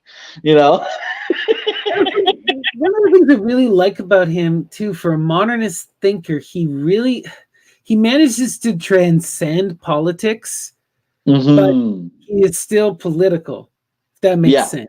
Like some people, they try to achieve an enlightened centrism and then they just piss everyone off. You don't see that with Huxley. You see that he's more interested in bigger ideas and getting to these root causes and not being bogged down with these ideological battles that so dominated, the 19th, he lived through both world wars, right? He witnessed that kind of shit. So there's a strong, like, you can understand why you wouldn't see that spoken of directly, right? Like so many people are, anti-fascist or are fascist or are communist or are anti-com, in that time period. And you don't get a lot of isms. Right? You don't get any of that with Huxley. Huxley is beyond any of these isms, right? Even when you try to say, oh, he's one of these Westerners who got into Easternism and he's a Vedantist. No, he's not. He's beyond that even. You can't pigeonhole him in any of these things. He's like, I see a lot of similarities in that to Artaud. They were born with the same time period. Huxley would have been 2 years older than Artaud, I guess. Because Artaud was born in 1896. Right. So same period for sure. Yeah. So like this just reminds me again of like this blinding figure that transcends any form of, like you said, pigeonholing, and like just has these grand ideas and can synthesize them in ways that you really wouldn't expect. No, Artaud is the perfect kind of expression of this because, well, he does have an anarchist bent to him. I wouldn't call Artaud politically anything, not even anarchist, and they very much both do that, remove themselves from those ideological games. They rise above it to these. They say there's something greater there than these factions, Right? Exactly. And I love that about both of them. And yeah, that mystical streak is so deep in Huxley. And I wasn't aware of that as a young man. And now reading him back, I need to go back and dig in, Yeah, I really want to read his last work called Island. because it's very Isn't it much like a utopian, or it's a utopian story, yeah? and it's the opposite of Brave New World almost. And it's like this very fascinating distillation of a lot of his ideas into like a narrative, as opposed to a nonfiction sort of text. So I'm very interested in reading it. A lot of it's about a society created by a scientist and an Eastern philosopher, and it's about their merging of like these ideologies into like this perfect society sort of thing. So yeah, I've been very intrigued to pick that one up. No, for sure, yeah, because I can't even think like how many utopian books have I read? It's not something that's very entertaining as a concept, right? Like, it's more something that is reserved for economists and political thinkers rather than poets and authors. Because if you imagine a great society, where's the conflict? It's like Star Trek, right? Like as much as I like Star Trek, one of the bigger issues in Star Trek is like especially in the early stuff, there's no, all these people are these super good minded, super intelligent people who have to go and solve other people's problems. It's weird, It is odd, yeah. Right? But they the show's gotten beyond that anyway. But yeah, it's fun to think about. So Huxley deep dive into the poetry part 1. So you want to talk about The Island, but there was another book you had also referenced that we want to dig into. What was the other book you wanted to talk about there? Do you mean The Doors of Perception? Yes, yeah. Yeah. So this is a text that I read in my early university days when I was, by this point, I'd already experimented with entheogens and psychedelics and stuff, but by this point, I was like getting really into it. And that's when I stumbled, my one of my friends was like, "Oh, you like Huxley, you like psychedelic drugs, you should read The Doors of Perception." And I was like, "Doors of Perception, isn't that a William Blake reference?" And lo and behold, it was. And so and yeah, it ended up being just a very fascinating read. It's an essay, and the version that I have has a companion essay, Heaven and Hell. And so it's The Doors of Perception and Heaven and Hell, describing his first experience with mescaline in 1953. Oh, wow. Yeah, we've got to dig into that because that'll parallel Artaud too, because they both kind of did cactus type rituals, so. Exactly. I think it'll be really fun. I'm slowly going through it. Each page is so rich with ideas and imagery that I'm like, what do I pick and what do I leave out? This guy was a bit beyond me. That's the biggest problem when digging into some of these dragon figures. It's just like, okay, you can spend a lifetime digging into their references. Exactly. So we'll do our best to present it in a way that's digestible, and hopefully will intrigue people to dive into it as well. Amazing. So looking forward to those discussions. So stay tuned. We hope to do at least 2 more talks on Huxley in the future. So great episode, Graham. Before we end, you got to promote some stuff. You just released a new track with your band, just like yesterday or today. Yeah, The Isosceles Infection. We had been working on this song for a while, not really that long even. It just came together very naturally. And our friend Dave from Ghost of Shadow Moses, my former project, contributed a lot of guitars to it. And so we released it yesterday. It's for free on our Bandcamp. There's a link in my link tree. Yeah, we're really happy with it. And we might actually maybe go forward as a 3-piece from here instead of a 2-piece with our friend. We'll see. We'll see what the future holds for us. That's awesome. That's exciting. I love, getting new collaborators in is always a cool breath of fresh air. And it's such a fun piece. I really enjoyed it. You guys are such technical musicians. It's really cool, and totally weird and fun. And if you're into metal or into prog, you'll enjoy it. Lots of fun. Yeah, there's a bit for everyone in there. Yes, everyone. Not really. But you do also have your graphic novel that's going to be soon released through your friends at Syrup Moose Records. Yeah, that'll be coming out end of November is our projected release date.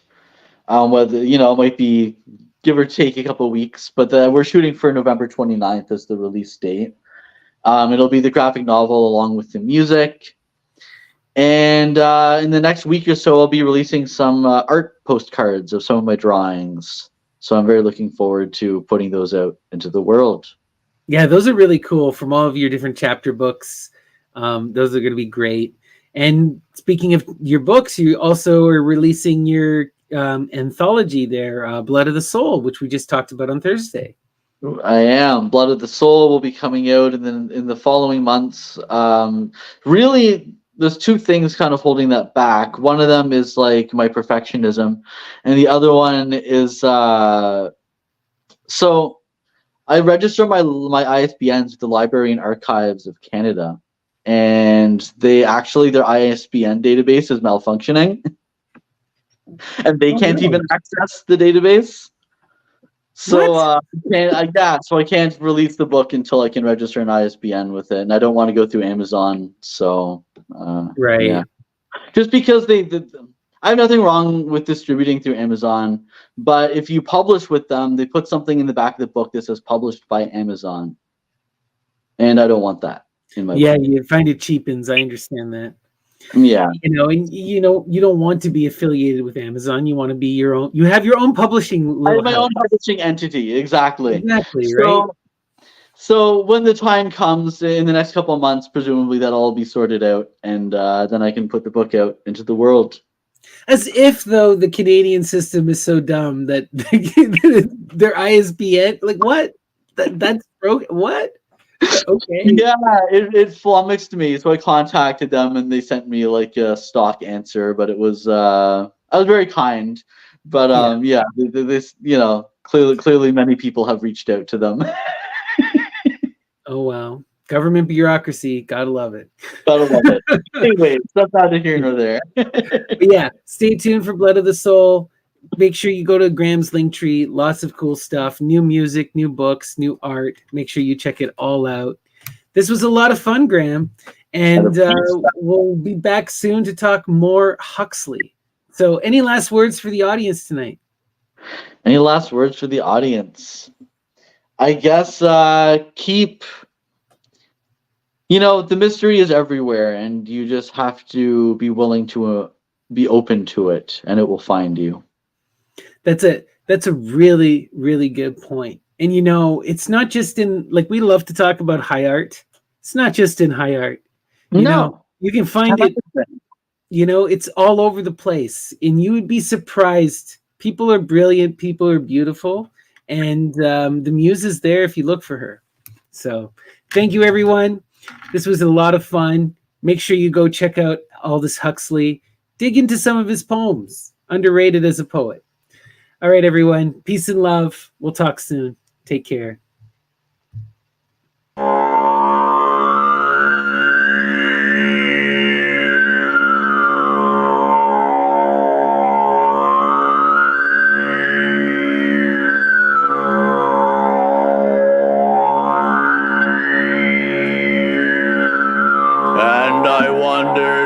Master could be, and I pressed my eye eagerly to the grave, and I wondered who his master could be, and I pressed my eye eagerly to the grave,